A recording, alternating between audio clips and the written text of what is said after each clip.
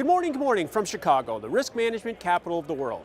I'm Alan Nuckman here at the CME Group with the Morning Market Stir for Friday, January 19th, Equity Option Expiration Day. Stocks were steady yesterday, started strong, continuing that rebound that we saw on Wednesday. Not quite to the tip top in the S&P, ended up finishing unchanged.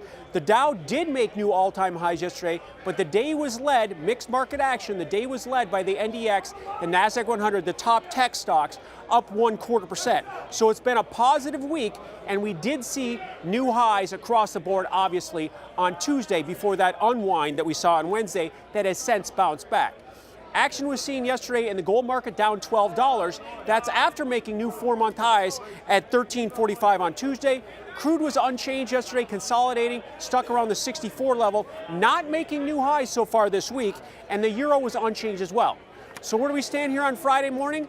Well, it's all about Washington, D.C. Now, initially, the markets were telling us it looked like we were moving past the situation with the budget and the impasse there. We had stock futures much higher just a bit ago, but now they've peeled back a bit. The S&P's up 1 point, the Dow futures are up 10, and the NASDAQ's up 15.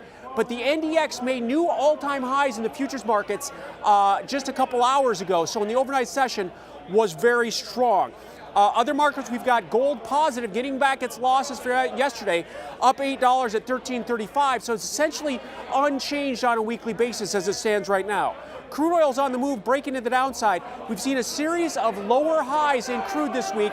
And again, now no attack on the 64.75 3-year peak that we had last week. So right now, crude's down $1, holding at the 63 range, and down about $1.25 so far for the for the holiday shortened week.